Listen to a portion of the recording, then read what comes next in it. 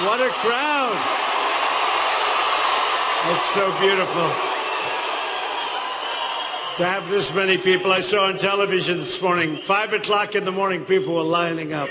This is crazy, crazy. Well, I want to thank everybody. I know Fresno very well. You know that, right? Because I came here probably 10 or 12 years ago, and they had a problem. You remember the problem, right? They had a problem. I think it was running horse, right? Running horse. And I was going to take it over and do a beautiful job. Fortunately, I didn't do it because there's no water anymore because they send all the water out to the ocean, right? I got lucky that I didn't do it, but I would have changed the water. I would have worked it out. Don't worry. But, you know, so it was interesting. And some of the radio guys, one in particular who's here, where are you? Where are you up the radio? He was so great. Where is that guy? Where is he? He was so great to me. I'll tell you, he was so good I almost did the project. That would have been terrible, right? But good, thank you. But we had great support, great community support. There were a couple of politicians who were against it. A couple of politicians didn't like me. They said I wasn't a nice person. And that thing is just sitting there. That, you know, no, you don't want to go wild, because I do that a lot. You go in, if they want you, love you, and everything else. I didn't do it, and I made a fortune by not doing it. Good? I mean, everyone, you know, some of the best deals are the deals you don't do. You understand that. And we're going to solve your water problem. You have a water problem that is so insane. It is so ridiculous, where they're taking the water and shoving it out to sea.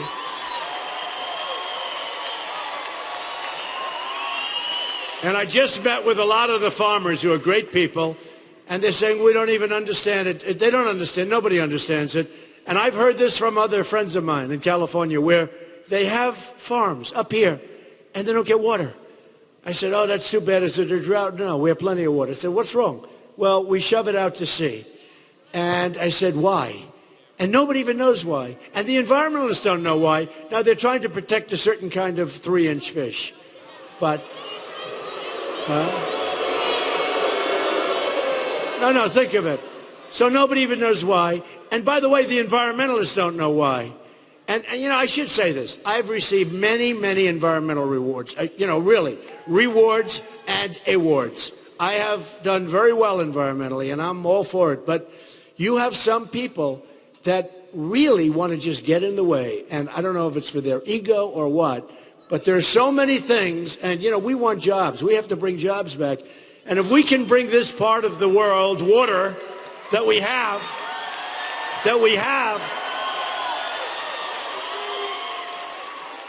but it's true. I've gotten so many of the awards, and I'm proud of them. And there's some great environmentalists and some great environmental people, and they really do. You know, my environmental standard is very simple, and I've said it to everybody. I want clean air, and I want clean water. That's what I want. Clean air, clean water. Very, very simple. So anyway, so we're going to be back up here. If I win, believe me, we're going to start opening up the water so that you can have your farmers survive, so that your job market will get better. No, but there are some things that are inconceivable that, you know, they happen and you wonder why. And I'm asking everybody why, and nobody can really explain why they do this, but they do it. And your senators are for it, but they're totally ineffective, unfortunately. They're ineffective. You know, they're for it. By the way, they're for it for you. And then to the other side, they're for it for them. And then you wonder, I wonder why nothing happens. But when you're with the senators, they want you. And then they go over to the environmental side and they want them. And then you say, gee, that's strange. They're for me. We want the water. But the environmentalists just endorse them. I wonder why. Well, I'll tell you how it works, folks. So they play both sides of it. But they're actually not for you. So we'll see what happens. But we're going to get it done, and we're going to get it done quick. Don't even think about it. That's an easy one. Don't even think about it.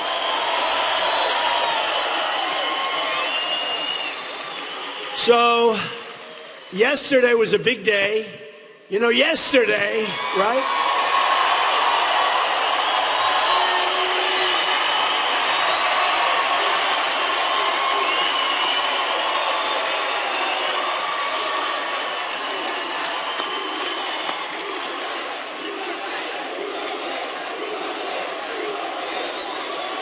Yeah. We're going to bring it back, folks. We're going to bring this country back. You know what it is? Look at all those red hats, white hats, the black hats, the gun-shooting hats. They do pretty well, I'll tell you. Speaking of that, the NRA last week endorsed Donald Trump in the earliest endorsement they've ever given. The earliest they've ever given. That was a great honor. And Wayne and Chris and all the guys, these are great people. These are great Americans. These are people that want to see great things for the country. You know, they try and build them like sort of a radical agenda. It's not a radical agenda. It's called the Second Amendment, folks. Now, Hillary Clinton wants to abolish the Second Amendment. Remember that. She wants to abolish it. And it's disgraceful. You know, I watched her on television, and it's really hard for me to watch her because, honestly, it's very boring. You know, it's very boring. But I watched her last night, and she lies so much. She lies so much. And she was saying last night so many things. Donald Trump wants to see Japan get nuclear weapons. I never said that. Donald Trump wants to see Germany get nuclear weapons. He wants to see South Korea arm themselves and get nuclear. I didn't say that. I never even said close to that. Donald Trump loves North Korea. He loves the maniac that's running North Korea. I love it. Donald Trump is a friend of Putin. Well, actually, Putin did call me a genius, and he said I'm the future of the Republican Party. So he's off to a good start. I will say he's off to a good start, right, folks? And by the way, I'm not a friend of Putin. I don't know Putin. I've never met Putin. I respect Putin. He's a strong leader, I can tell you that. Unlike what we have a pathetic leader. Pathetic. We don't even have a leader, you know, the word leader. You go leader in quotes, right? But we don't even have a leader. But, you know, wouldn't it be nice if we actually could get along with Russia? Wouldn't that be nice? I mean, you know. We've spent almost $5 trillion in the Middle East, and we're in worse shape today in the Middle East than we were 15 years ago. If these presidents would have gone away on vacation and not done anything, we'd be in better shape than we are today, if you think about it, right? And I was against the war in Iraq, totally against the war in Iraq, totally against it. And, you know, Hillary raised her hand, and, hey, look, it happened. It was a disaster. It's one of the worst things this country's ever done. Obama got us out very badly. He said a date. We are going to be out by a certain date. The other side didn't believe it. The other side couldn't believe it. In fact, they thought it was like, you know, misinformation, they call it. So they weren't totally prepared. Then he left on that date. I think General Douglas MacArthur, General George Patton, they're spinning in their graves. When they see what's happening with our country, when this great country can't beat ISIS, which is essentially 30,000 people, vicious people, smart people, but when they see that we can't beat them, and, you know, we're fighting not to win. We fight not to win. And we want to be, we now fight wars in a politically correct manner. We got to get out of there. We got to win. We got to get out of there. We got to win. We got to build up our military bigger, better, stronger than ever before. Bigger, better, stronger. You know, in a certain way, it's the cheapest thing we can do. It's the cheapest thing we can do because look at what's going on. Everyone's laughing at us. And we send our allies over there. You know, they're fighting Syria. We don't even know who we're sending. We send information. We send armaments and military and rifles, and we send them so much stuff.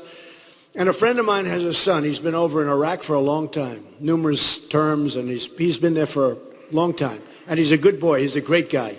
And he's a great American kid. And I love talking to him, although it's very depressing. He said the most depressing thing is when we're fighting and we see what's coming on the other side, and they have newer equipment than we have. They take the Humvees. You know, they shoot a bullet in the air. The guys that we give it, our so-called allies, they run. They run for the hills. And ISIS or whoever comes in and takes the equipment, their brand new equipment. And this guy, who's great, and just such a, I mean, he loves this country, but he finds it so sad. He said, we deliver equipment to our allies. There's a skirmish. The allies run away, drop the equipment, they run, and the enemy comes and takes our equipment. And they end up with armor-plated Humvees. You know, they sold 2,300 Humvees. Now think of it, 2,300. I thought it was a misprint. 2,000, all armor-plated. And we have our guys driving around in things where they lose their legs, they lose their arms. You know, it's really a sad thing. And it's not going to happen anymore, folks, okay? It's not going to happen anymore. Not going to happen. But I watched Hillary Clinton, as I say, crooked Hillary. She is crooked. But she lies. She lies so much. And you know, it's sad. She lies so much, but I can't really use that term because I've already used that term. I don't like to use a term twice. I don't like to use a term twice. I don't like to use a term twice. But she lies so much, and she's saying all these things like, you know, like I respect the kid from Korea. I mean, can you imagine this? I respect, that I have total respect and like him very much. Look, Hillary is a disaster, folks. She has bad judgment. That was said by Bernie Sanders. He's given me a lot of my best lines. I mean, he has given me such great lines on her. And, you know, if I say it, they're going to say, that's not a nice thing to say. So I always refer to Bernie Sanders because, you know, and we do get much bigger crowds than him. We get much bigger crowds. And I want to debate him so badly. I'd love to debate Bernie. But, you know, people say, first of all, I said, give 10 million, 15 million to women's health issues. We'll pick the charities. And the networks want to keep the money themselves. That's one thing. So that's a problem. Then the second thing is, we got the nomination yesterday, right? So we have the nomination. So we're number one.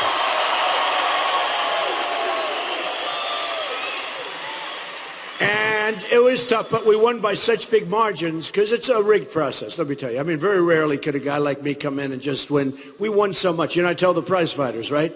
They say, no, Mr. Trump, we don't worry about a decision because if we knock them out, we don't have to worry about decisions, okay? That's what we did.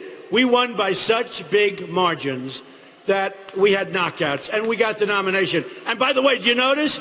It wasn't supposed to have been gotten till July, and then some of these pundits, who are among the most dishonest people in the world, by the way, they said, we don't think it's going to even happen in Cleveland in July. We think it's going to take another convention. Can you believe that? Would that be a mess? And I said, I don't know what you're talking about. We're going to win on the first ballot. And it actually happened even sooner. Because remember, Indiana, we won New York, right? We won Pennsylvania, big. All of them big. We won, and these are all landslides, so I won't have to use the word too often. We won massive in New York. We won massive in Pennsylvania, in Maryland, in Connecticut, in Delaware, in Rhode Island. And then they had the answer, because they had Indiana. But Indiana liked me better than it liked them by a lot. And we went to Indiana and won in a massive landslide. And we won with the evangelicals. And we won with the women. Thank you. You know, we're breaking records in the polls with men. I love you too. See? They're all screaming, women love you. I love women. But believe me, I love women. I love women.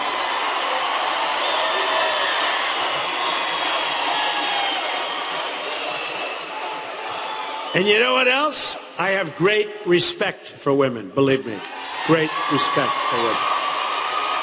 But I won with women, I won with men. Now with men, I'm setting records. That's why I'm leading. The men I'm setting polling records. They've never seen numbers like this. The men like Trump. I'd rather have the women like Trump. The hell with the men. I don't care about the men. I want the women. Now, we're setting records with the men, and we're doing fine. We're going up, up, up with the women. And let me tell you, you know, one of the things with this Bernie, I wanted it to go to women's, a lot of money, but the networks are very greedy, and they're making a fortune off this whole election.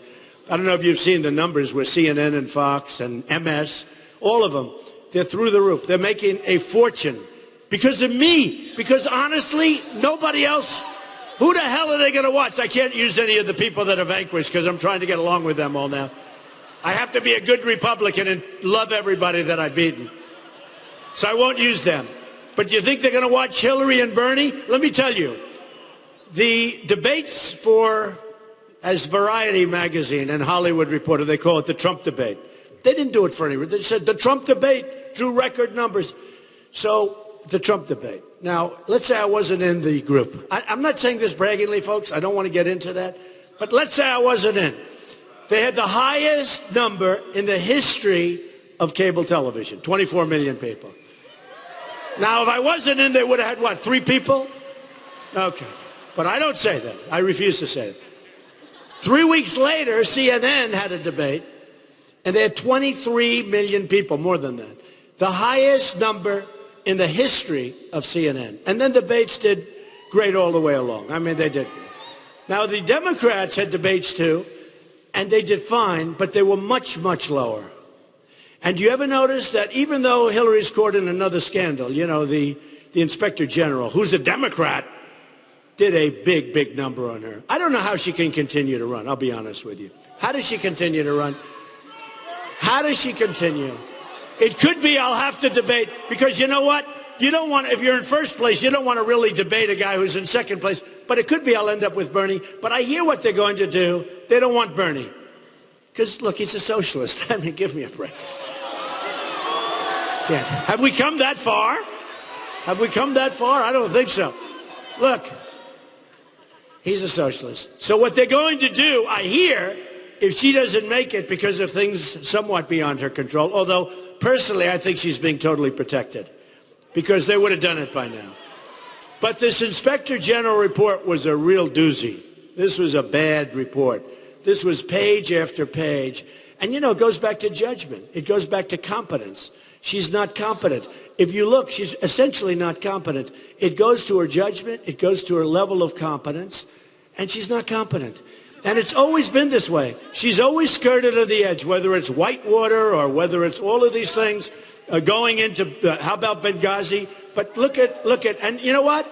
And I say this, and I say it because Benghazi to me was a horrific situation. But for whatever reason, the mainstream media, because they're trying to protect her, they never picked it up. Fox picked it up more than anybody, in all fairness, but they never picked it up. And a lot of people don't know so much about Benghazi like they should know. But her decision to go in, and this was her baby, Libya, was a disaster. And she got rid of Gaddafi, and now you have a mess. And you know who has the oil? Who has the oil in Libya? ISIS has the oil. So you know what we got out of it? We got death, we got destruction, we got ISIS rebuilding stronger than ever in Libya and having among the greatest.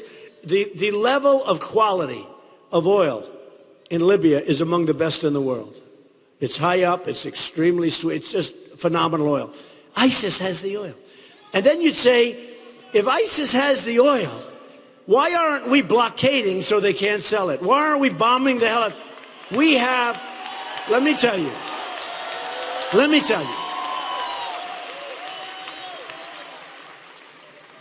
Our Washington leadership, in particular, our president, is grossly incompetent. Just remember I said that. Grossly incompetent.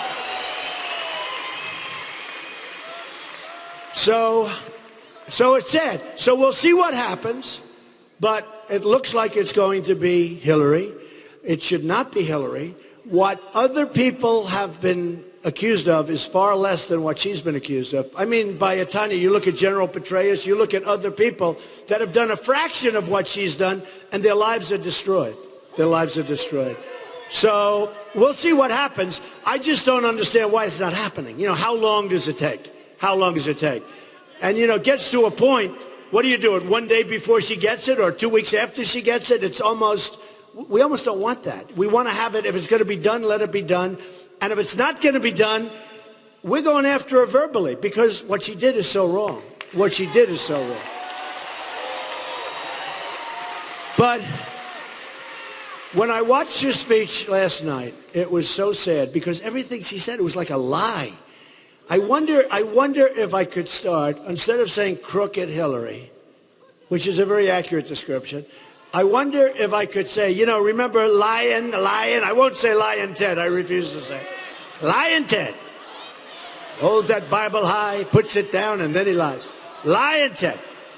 Well, I'm going to retire that from Ted. I'm not going to call Ted that anymore. Not going to call him. But I wonder if I could redo it. Because after watching her last night with the lies, that I love the leader of North Korea, the leader of North Korea. I said, here's what I said. They asked me, some newspaper asked me, and, they're all bad. Because any answer you give, it's always like, slanted negative, if you happen to be a conservative Republican. If you're a Democrat, especially if you're liberal, they'll take your answer and say, no, you don't mean that. You got to say it this way, then. They'll correct your answer, so it's absolutely perfect, right? But if you're a conservative Republican, they'll put 1/3 of the answer in, and then they'll write your own words. I tell you what, look at the New York Times story. Did you see the New York Times with me and the women? Front page of the New York Times, above the fold, middle picture, me standing there with Miss Universe contestants. This was the National Enquirer.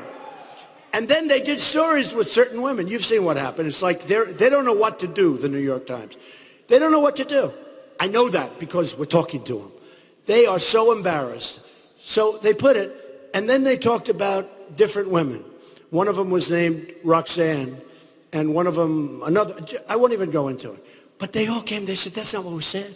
That's not what we meant. We think Mr. Trump is fantastic. One of them said he's a great man. One of them said he's a great man. I'm going to vote for him. I mean, it's unbelievable. Unbelievable. And they all came out. And Roanne was incredible because it's Roanne Brewer Lane, who's a wonderful person. But I figured, it would be a story. It was a false story. I knew it was a false story. But I figured, too bad. How do you fight it? Because they're dirty, rotten liars, these people, I'll tell you. They're the most dishonest people. They're dirty, rotten liars. And Roanne came out, and she said, that's not it. And she got on CNN. In all fairness, I give a lot of credit to CNN and Fox. And I think MS, maybe they put her on, maybe they didn't. I don't know. Probably they didn't, because they're like a pipe organ for the Times. But she got on a lot of television, and she wanted the record set straight. And she said the nicest things about me. And then they had another one. Then they had a construction person. Let me tell you about this person. So she didn't come out and say nice. She wrote a book that I'm fantastic. She wrote a book that I am a non-sexist person. I am non-sexist. Now, whoever even thinks of this? If you're talking about somebody, you don't say, think of it. You're writing about somebody. She worked for me. I gave her a job in charge of putting up big building. Probably there's never been a woman, in all fairness, in charge of such a big project, certainly in New York. It was way, way ahead of schedule. In fact, my father said, my father's from the old school. It's okay to say this, right, women? And he said, don't put her in there. Don't put her. I said, Dad, I'm telling you, she's going to be fine. Don't put her in. I said, Pop, she's going to be fine. Besides that, it's my building. I can do what I want, okay? Trump Tower.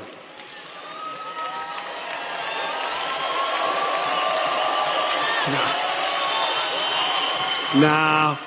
I had the greatest father. He's the greatest teacher you could ever have. He was a great guy. He said, all right, look, if you want to do it. And now I think he was right because of this. She was fine. She did a job and got it done.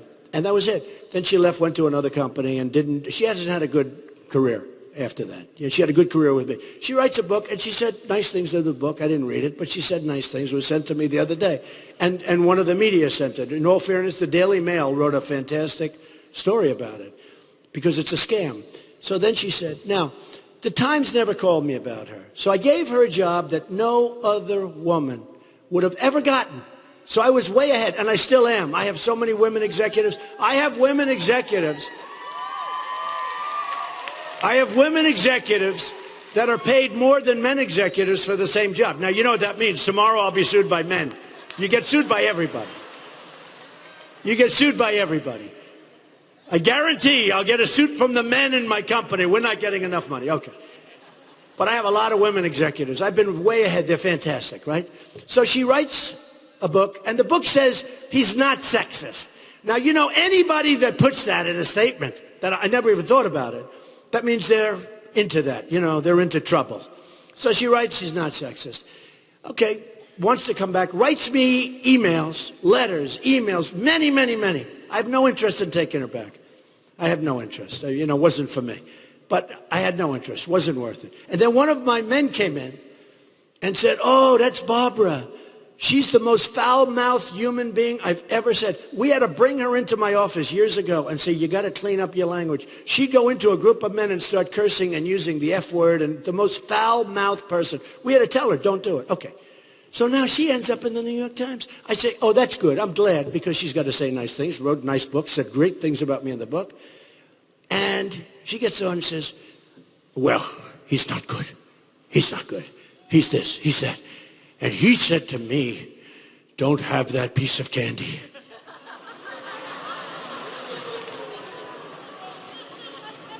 And I would never want to say she was heavy or not heavy. I would never do a thing like that.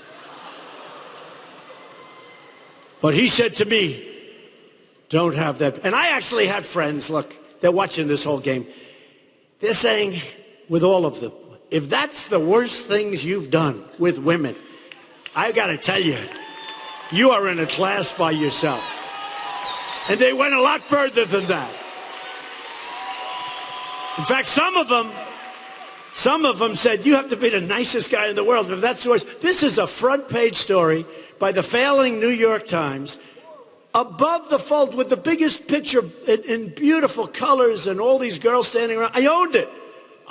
I sold it recently. Made a lot of money, by the way, which is good. I sold it to IMG, great company. They're going to do a great job with it. But I sold it. And I sold it because television didn't want to give me the ads, because they said, I want to stop illegal immigration. So television, Univision and NBC and all, they didn't want to give me the ads. Anyway, we settled it, worked out to be great. I'm very happy. Let's put it this way. In the history of beauty pageants, nobody ever made the money I made, I want to tell you. It was great. But, and I lost a lot. By doing this, Macy's turned out to be a total traitor. Macy's said, head of Macy's calls me up, Donald, I'm very concerned. What? I said, we got to stop illegal immigration. And it's not a big deal, but I sell ties and shirts and stuff at Macy's, right? Big deal, who cares? A lot of them were made in China, so I didn't care anyway, to be honest with you. Because you have no choice. They don't make things in here anymore. They make it at other countries. They don't make them here. So I called up and he goes, Donald, I'm very concerned. I'll never forget, I was making a speech. I was in New Hampshire. I was getting ready, and they're introducing me, and I'm starting to do well because, as you know, I won New Hampshire. I'm getting ready to go up and make a speech. I'm standing like here on the stairs, and a nice guy's introducing me. There's over 1,000 people, which is a small crowd now. 1,000 people is now small. But in New Hampshire, they have small venues. This was in somebody's backyard. The place was packed. And I'm getting ready, and the man's saying, and Donald Trump is the personification of the American dream. Ay, ay, ay. So he's saying all the different things, and I get a call, and I see it's the head of Macy's. Nice guy, actually, Terry Lundgren. And I say, oh, well, I'll do this quick. Hey, Terry, what's going on? And he was a friend of mine. Haven't spoken to him since. I won't talk to him. He goes, Donald, I'm so concerned. What? I hear that they're going to picket Macy's. Who? Some people we don't know. Donald, could I announce that we're dropping your line? I said, drop my line for what? Let them have a picket for a half hour. Then they're going to want to go to lunch. You have it all the time. No, they're going to picket. He was so afraid. I said, Terry, I'm going up to make a speech. No, please, don't get off the phone. Please, could we talk about it? And I'm saying to myself, can you believe this guy? And this was a friend of mine. I said, Terry, let him, no, please talk. In the meantime, ladies and gentlemen, Mr. Donald Trump. And I'm on the phone. I can't get this guy off the phone.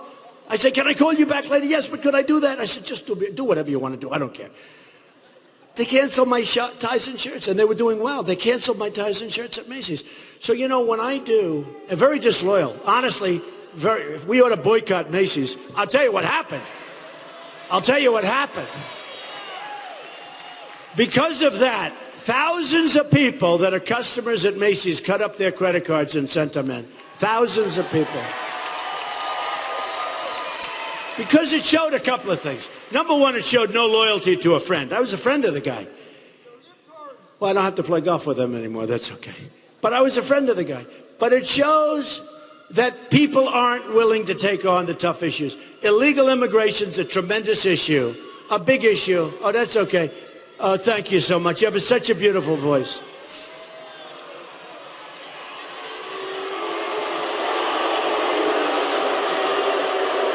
All right, get him out. Get him out.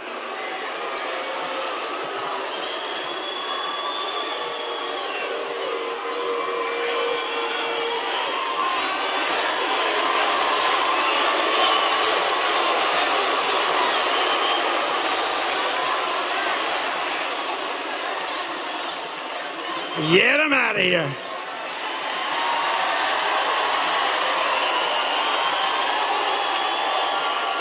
So what it really shows, hey, by the way, do we love our police? Our police, we love our police. You gotta let them know. Because our police are not treated fairly, I will tell you that. All right, thank you very much, that's good. She had a very meek, mild voice. Usually you're better off just letting her shout. It's my people that cause the problem. They start screaming, look over here, and you can't even hear the person, right? That's all right. Well, it's good because then the cameras go around. You know, the cameras never take the camera off me. The only way they take the camera off me, the only way is when there's a protester. So I love my protesters. I love my protesters. So when I ran, I gave up a lot. I gave up The Apprentice. You know, they wanted to sign me for a lot of shows. And I gave up The Apprentice, and now we put in Arnold Schwarzenegger. I have the show. But we put in Arnold. We'll see how he does. Who the hell knows? But I gave up the shirts and ties. I gave up a lot of things, and I gave up a lot of deals. But I want to do this because we are going to make our country so great again. We're going to do it. We're going to do it. We're going to do it.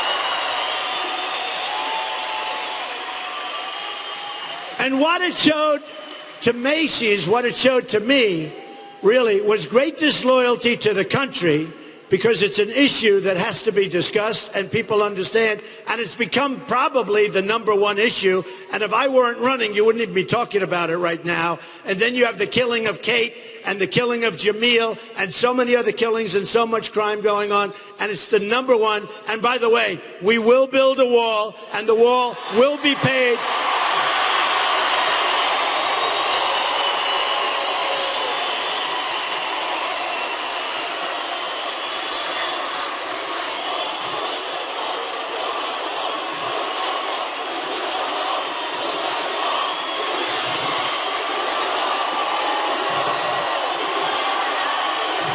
No, we'll build the wall.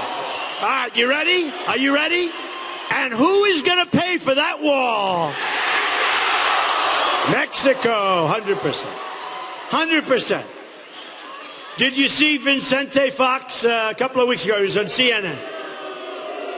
And they asked him, and we're making progress, because 2 years ago he said, we will never allow a wall. Now he said, we will never pay for the wall. He doesn't talk about allowing it. So... But he said 2 weeks or 3 weeks ago, and he was very nice. He actually apologized to me, which is nice. Most people don't do that. But Vicente Fox, he was the president of Mexico not so long ago, and he was being interviewed, and he said, we will not pay for that. And then he gave the F-bomb wall. And I said, oh, this is going to blow up. There's going to be a disaster. I feel so badly for the guy. Nobody even talked about it. Can you imagine if I said that? If I said that, I get the electric chair. He said it, you know, past president. Nobody even talked about it. I will not, and we will not, build that F-bomb wall. I said, oh, the poor guy, he shouldn't have said that. It's terrible. Nobody picked it up. Nobody cared, right? I do it. I'm telling you, it may be, they will demand that the death penalty be brought back, okay, if I do it. So, but he was very nice, and he just doesn't understand that this is going to happen. And as you know, the Border Patrol agents, 16,500 last week, they endorsed Donald Trump. First time they've ever endorsed. First time. And Sheriff Joe, we love Sheriff Joe. Sheriff Joe Arpaio, he knows a little bit about borders.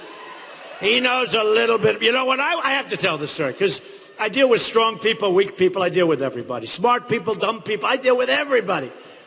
So I'm in Arizona, and we have this massive crowd, and the roads are blocked. And there were certain law enforcement, and I love law enforcement guys, but there were certain guys, they wanted to be very politically correct. They didn't want to do anything about it. And Sheriff Joe was there. And he comes over, he says, what's the problem? Now, they chained themselves to their cars on a highway. And there was only one highway in. And we had 20,000 people. It was massive. And it was all blocked up. And these people were, calling names to other enforcement agencies and, cursing at them and everything. And Joe heard about it. He went, what? What? He didn't even understand. What? And Sheriff Joe, Gerald Arpaio from that area, he goes up. We love Sheriff Joe. Wait, you got to hear this. He goes over there. No guns, no nothing. He's standing there. They know who he is. What are you doing? Sheriff, we're changing the car. We're not going to move. You got 30 seconds to unchange yourself. Now, in the meantime, there are about 400 people. Of the 400, there are only about 3 or 4 chained to the car. The 400 people all ran. They dispersed. The 4 people, they had, and by the way, he had behind him a couple of guys with chain cutters, right? The jaws, they call them. Boom, boom, boom, to jail. Cars were moved. They were thrown apart. They were, it took, and I'm not saying this to build him up. He's a friend of mine. He's a great guy. And he and your former governor, Jan, and so many people, they're friends of mine. They're great people. They endorsed me early. Sheriff Joe Arpaio endorsed me early. But I got to watch what respect is. I got to watch it. Here we are. We have a road that's being held up for a long time. Thousands and thousands of people that want to come see a rally are being horribly treated. I mean, they're sitting in their car. Their cars are turned off. You couldn't get through the highway. And other people didn't want to do anything. They're probably afraid to be sued. And I understand that. Today a policeman talks, if you talk the wrong way to somebody, you end up going to jail for the rest of your life. But seriously, they take away your pension. They fire you from the force. Joe looked at him and says, what are you doing? What are you doing? I'll never forget. A couple of guys standing behind him. And they were only standing there with the cutters. And he said, what are you doing? Everybody left. With other people, they were standing there chanting, chanting, chanting. Cut them up. I think we took 3 or 4 people to jail. They were put in jail, and that was the end of it. They moved the cars. They pushed the cars out of the way. It took like 5 minutes. It was so beautiful to watch. It's called respect. It's called respect. And we had a rally of 25,000 people at least, and there wasn't one protest. And I don't mind protests. I mean, when that young woman screamed, I couldn't hear her too much, but could only hear my people saying, there she is. I want to get my people to shut up every once in a while. Just leave her. But we had, I always say a Trump rally is the safest place. First of all, do we have fun at Trump rallies? Do we have fun? Right? Do we have fun? It's the safest place on earth. It's the safest place on earth. We have more safety. It's all, we were in Costa Mesa in California, 31,000 people in this incredible dome, this amphitheater. And it was a love fest. But they had people outside burning the American flag and waving flags from other countries, okay? I'll be nice. They're waving flags, burning. That was the one where they started stomping on the police car. It was very famous. And the whole story, they probably had 150. The whole story was about that. They showed a couple of helicopter shots, and I had people whose children were killed, whose families were killed, whose relatives were killed by illegal immigrants. So we had them on the stage with me. It was an unbelievable evening, an unbelievable success. But 90% of the coverage was this guy stomping on a policeman's car. By the way, if that was Sheriff Joe, he wouldn't be stomping. I guarantee. He wouldn't be stomping on Sheriff Joe's car. I can tell you that much right now. That'd be a long, long-term prison sentence for that guy. That guy did some major destruction. Then he almost broke his ass when he got off. Did you see that? He tried to pretend. He tried to pretend it didn't hurt. Oh, he was in pain. He took a heavy fall. He'll probably now sue the police because the car was too slippery on the hood, right? So we're doing really well. And one of the things that I will tell you, so we got I think we have a real shot. One of the things we're going to do, because Hillary is terrible. She's terrible as a candidate. And Bernie, assuming it's Bernie, and remember this, I think, and I'm pretty good with this stuff, when I was a business person, I got along with everybody, all sides. I got along with everybody. It was my job. I got along with Democrats, Republicans, Hillary, Bill. I get along with everybody. We do what we have to do, folks. And I'll tell you what, if you look at what's going on, and if you look at what we see, just take a look at what's going on around you. We don't make good deals anymore. We're like the dummies of the world. We have the worst trade deals ever done. NAFTA was signed by Bill Clinton, right? Signed by Bill Clinton. NAFTA has single-handedly destroyed much of the economic viability of our country. They've moved to Mexico. They've moved all over the place. It's one of the saddest things. When I won all these states, and I'm from New York, so I understood Syracuse and Rome, New York, the real Rome, and Albany and out on Long Island. And I'd look at these factories that have been absolutely abandoned and left to die. And you could see 20, 25 years ago, they were vibrant places, but now they're just dead. You could buy them for $2. Actually, I'll give you a good clip. If I win, what I would do is before I win, go buy all those empty factories all over the place, I'm telling you. You'll buy them for 37 cents. Because if I win, those factories will be vibrant again, and you will have made a killing in the real estate market, okay? Good idea. And if I don't win, you will have wasted a couple of bucks, so it's not so bad. I really mean it. I tell you what, I really mean it. I might have a conflict of interest, but I saw some, I said, man, I'd like to buy that thing. I'll bet I could buy that for nothing. Most of them are crumbling. You know, the bricks are all rotted out. They're crumbling, falling down. But they're all over Syracuse and all over Long Island and all over Pennsylvania. And then you have Hillary Clinton in West Virginia, and she says, we will put the coal miners out of work. We will put the coal miners out of business. We will end the mines. We will put the mines out of business, right? We will put the coal miners out of business. Coal miners, why would you want to put the coal miners out of business? It takes guts to be a coal miner. I love the coal miners. You saw how I did with West Virginia. I don't have the guts to be a coal miner. That's a tough job. I actually said to them, I said, fellas, because I got such support. I won with massive numbers in West Virginia. And I won in Kentucky, big area. People don't even realize. I won Kentucky. I won in Pennsylvania with massive numbers. These are incredible people. And I had a group of 20 of them in front of me. We had a crowd that was so big. I think we had 40,000 people. We had this incredible arena that was packed, and they had 20,000 people outside. We put the loudspeakers outside in West Virginia. The people are looking for help. They're looking for hope. They're looking for something. They're having nothing. They're having nothing. The EPA is destroying coal. And you know, coal is an incredible fuel. This is something that we built our country with coal. And you know who uses coal? China uses coal. We can't use it. I mean, they're making it impossible. And now they want to put everything else out of business. And yet a wind turbine that kills all the bald eagles all over, that's okay with them, right? Even though it needs subsidy. But there's a place for everything. I know a lot about solar. I love solar, except there's a problem with it. Got a lot of problems with it. One problem is it's so expensive. They give me a 30-year payback. Oh, that's great. Let me buy something. I'll get my money back over a 30-year period.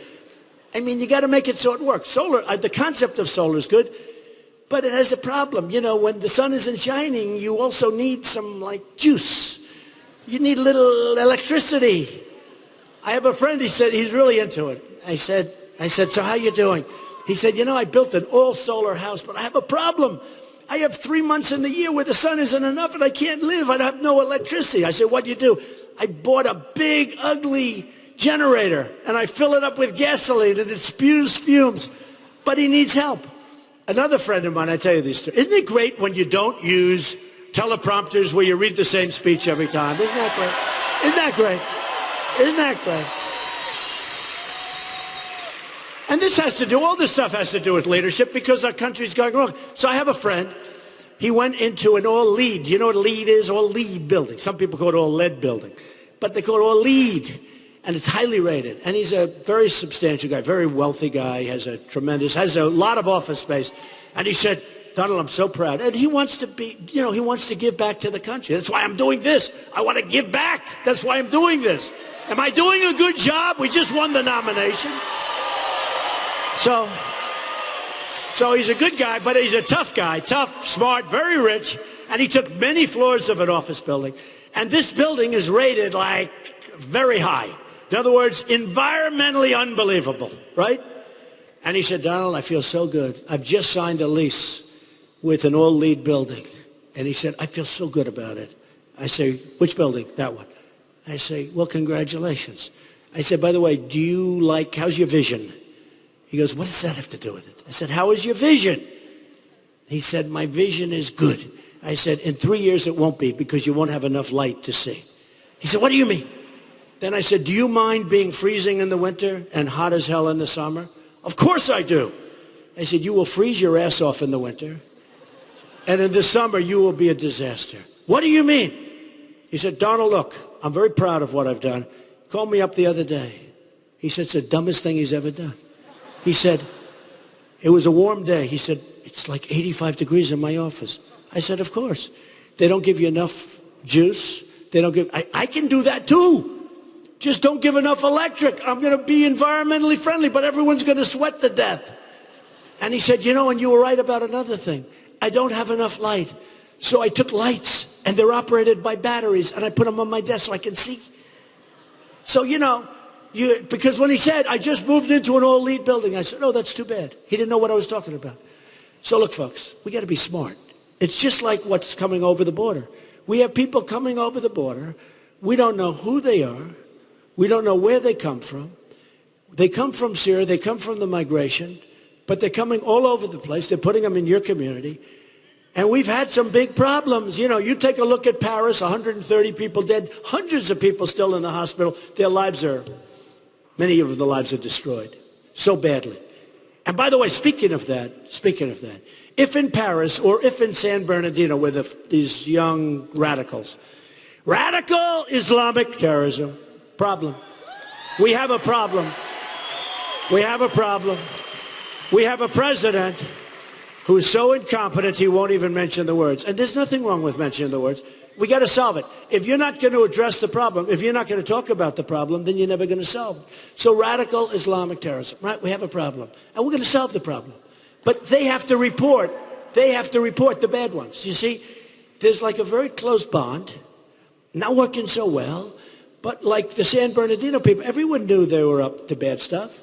They had bombs all over their floor. That's not exactly normal. If I go to your floor, these three beautiful young ladies in front, do you have any bombs on your floor?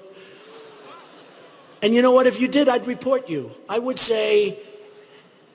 call up the local sheriff who I just met. Where's the woman? She's fantastic. Where is she?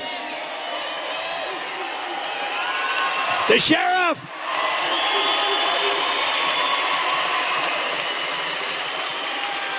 So, Sheriff, I would call you, and I'd call the chief. Where's the chief? The chief was great. All those stars. And I'd call the chief. But I'd call up, and I'd say, Sheriff, I have a person here. I don't know much about him. But honestly, there's bombs all over their floor. Do you think that would be helpful, Sheriff? Right? But people don't report them, right? They see what's going on. And not going to happen, folks. They got to report. Because we can solve a lot of the problems. When they look for the thug, you know, the press used to call them mastermind. The mastermind. The mastermind. And then we wonder why our kids are so attracted to joining ISIS over the internet. They're using the internet better than we do. And you have to talk about that, because why are we allowing them to get to our kids like this? Our kids are going over there. These kids don't even know what they're doing, and they're going over to fight for ISIS. Because a lot of things, but the press is calling the leader the mastermind. I call him the guy with the dirty, filthy cap. All dirty, disgusting, right? All dirty. The mastermind. But they haven't been doing it so much lately. They haven't been doing it. But we have to stop this stuff. We have to be smart. We have to be vigilant. And they have to report. And you know what they have to report? The guy, the mastermind that they called him, the guy with the cap, the guy that they've been looking for months. You know where he was living? Right next door to his apartment. In the same location. Right next door to his apartment. And everybody in the community, religious people, they all knew he was there. And yet it took, 9 months, almost a year, to find him. And they found him only by mistake. He wasn't reported. So they all knew he was there. He was living in the community. He was the #1 wanted person in the world. And he was living right next to where he lived. The same people. And they were protecting him. And he had just killed 130 people and hundreds of people in the hospital. So when that goes on, that's no good, folks. You got to report. You got to report. When you see trouble, you got to report. And if you don't report, we can't handle it. If you don't report, we can't handle it. I'll just finish up a couple of things, because it's like current events. It's like a current event class. I like this better than my normal speech, right? Because you've already heard a lot of this stuff. But yesterday, our president said Donald Trump has foreign countries rattled.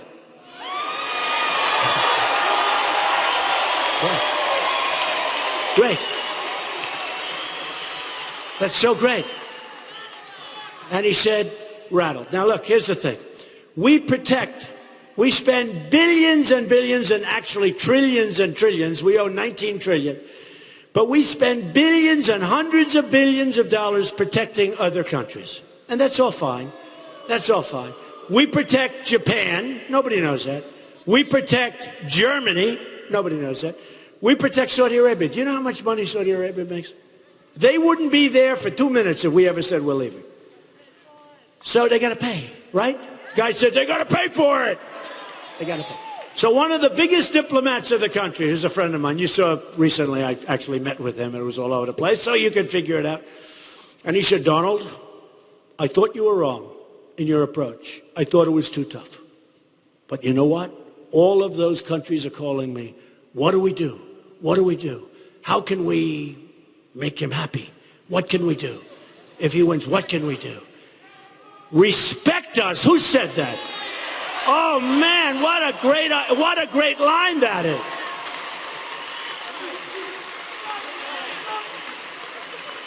This guy had the best line of the morning. I'm very embarrassed.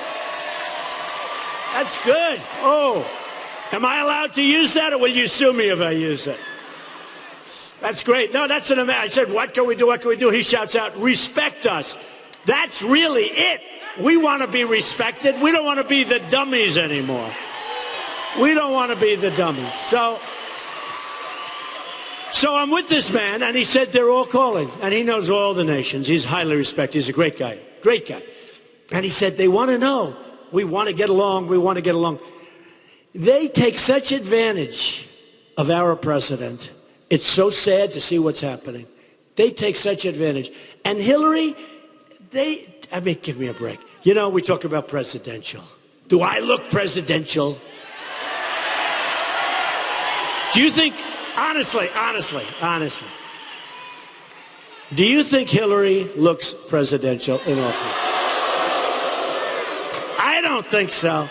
And I'm not going to say it because I'm not allowed to say it, because I want to be politically correct. So I refuse to say that I cannot stand her screaming into the microphone all the time. Actually, that's why I turned it off last night.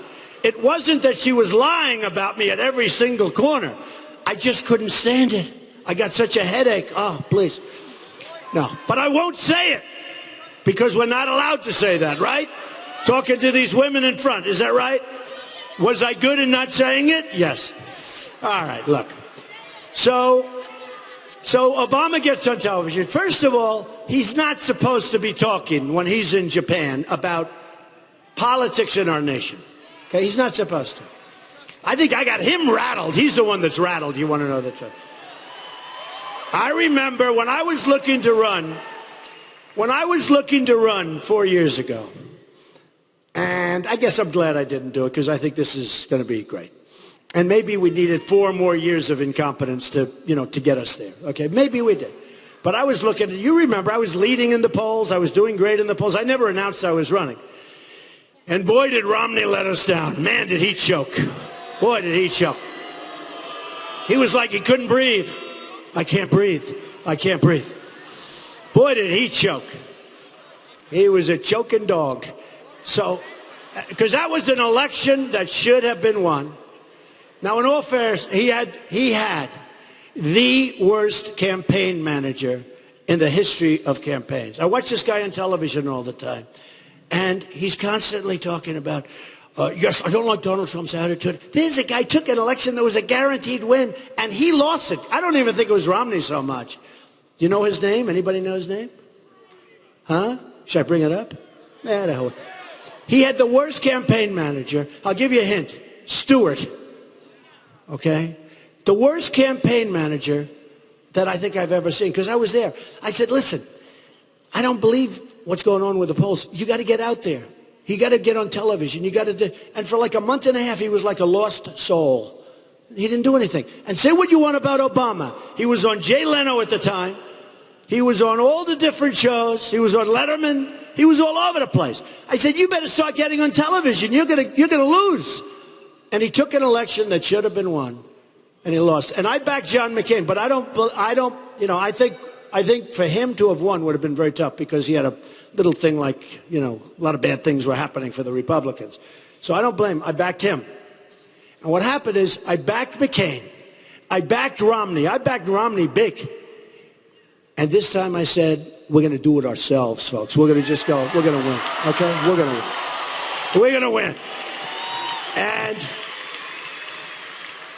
when I hear the word rattle, to me that's a perfect. You know, when you're negotiating, has anybody read The Art of the Deal?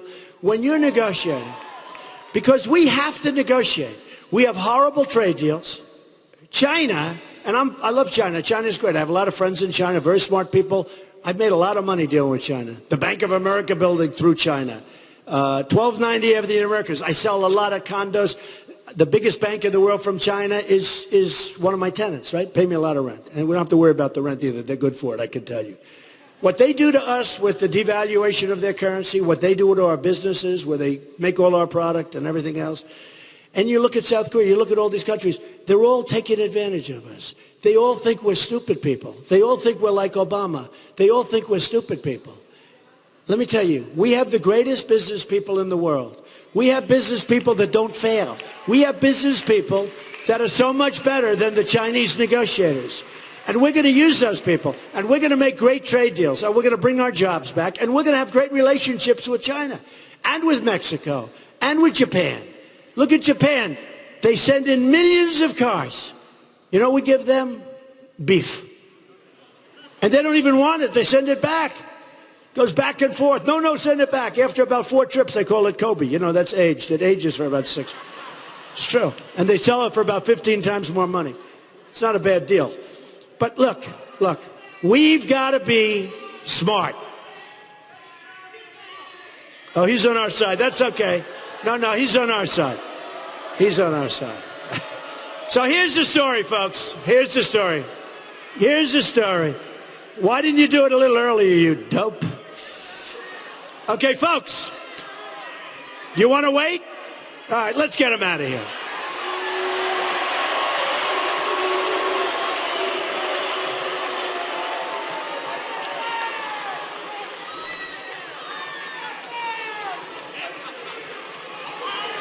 So, folks, here's the story.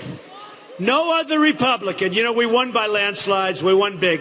And by the way, who would have thought, you know, they were saying Trump will be in this race for a long time, maybe he can eke it out at the end. The end. I've been watching, I want to get into action, I'm getting a little bored. That's why I'm here, I'm doing these speeches, I don't even have to be doing them. What the hell am I doing? Somebody said, why are you doing a speech in Fresno? And now I'm going to San Diego. And why are you doing a speech in San Diego? You won the nomination. You don't have to do any speeches for a while. I said, you know why? Because I promised the people I was going to come and make a speech. That's all. That's all.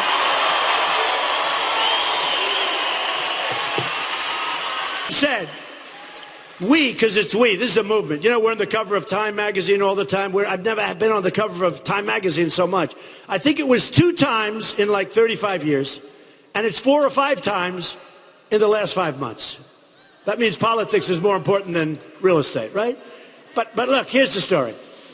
In the history, this is the thing I'm most proud of. In the history of the Republican Party, now you're talking about Dwight D. Eisenhower, you're talking about Richard Nixon, you're talking about Ronald Reagan. You're talking, I like him too. You're talking about Reagan. You're talking about all of these people. In the history of the Republican Party, nobody has ever gotten as much votes in the primaries than I have, right? By far. And what's the big secret? And we have 10 states to go. And there's one other thing. I've been competing against 16 other people, right? Hillary said the other night, I have more votes than Donald. You know, she has one guy she's competing with, and he's a socialist. She's got one guy. I got governors. I got all these different people. I have governors and senators, respected people. Ben Carson, who endorsed me, was a great guy, but I have respected people. And if I had 1, 2, or 3, I would have broken the record for Democrats and Republicans, and I still think I can. I think now we've broken the... Look, here's what I'm saying. In 2 weeks, you got to vote. Go out and vote in the primary. Just do it. Just do it. Okay? As you know, I got the nomination anyway, but don't waste it. Let's knock a record, because the bigger vote we get, the more of a mandate it is. It's a mandate. What we have is a mandate. And that's why we're on the cover of all the magazines. And it's we. I'm the messenger. I have done a really good job as a messenger, but I'm the messenger. It's we. It's a whole thing. In fact, Time magazine has one great picture where I'm standing like this, and they have this big crowd in front of me, and it's a picture from the top. And I was happy because it didn't show a bald spot, so I was happy as hell. I combed that hair I was so happy. I don't know, maybe they did airbrushing, who knows? I doubt it. I doubt it. But they have all these incredible stories. They're incredible stories. And basically, I told you, Bill O'Reilly said, and Bill O'Reilly's a tough cook. In fact, watch your show tonight. He's doing a special on Trump. Can you believe it?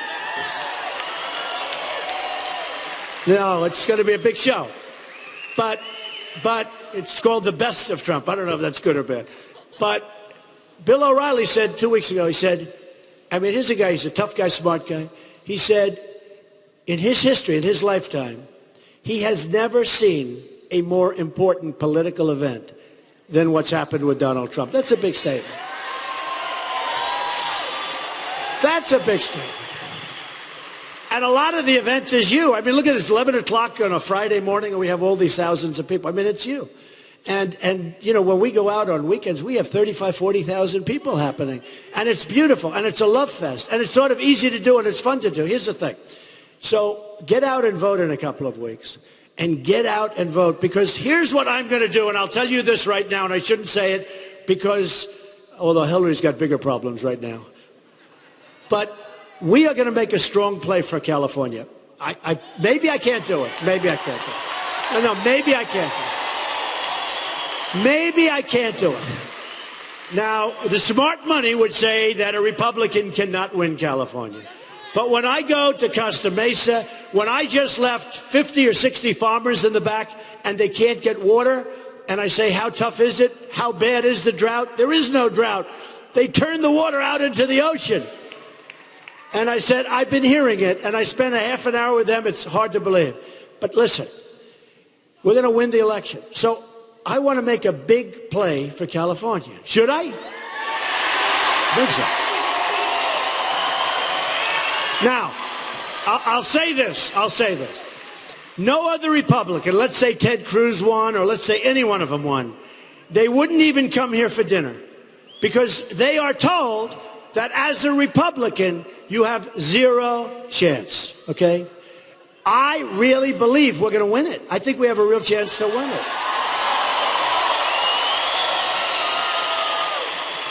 And you know what? I view it strategically also. Because if we don't win it, they are going to spend one hell of a fortune in fighting me off, that I can tell you. Money that could have been spent someplace else. Right? Right? But I think we can win it. We have a great group. Tim and all of his people, we have amazing people. So I just want to say to this group, you're the first one.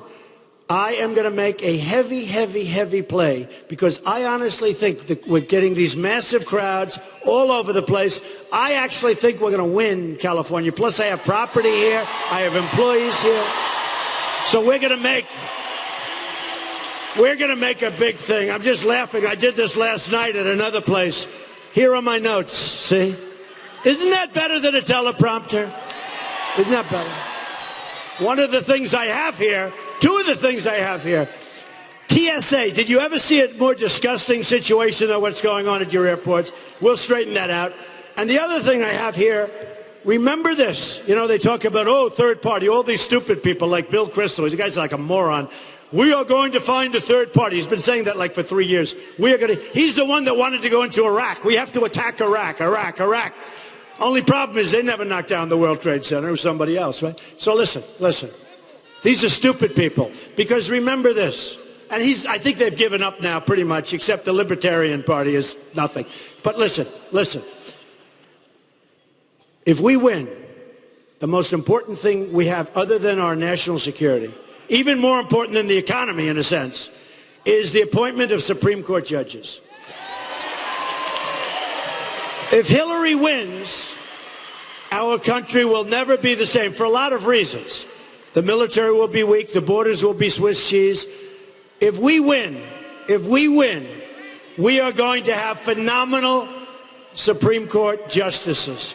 And I put out a list of 11, and I've gotten A+ reviews.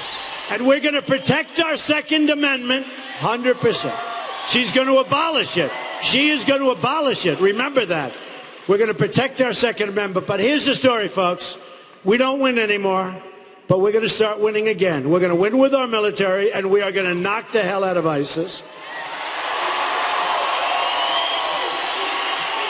We're going to win big on trade, and we're going to still have great relationships, but we're going to win big. We're going to bring our jobs back.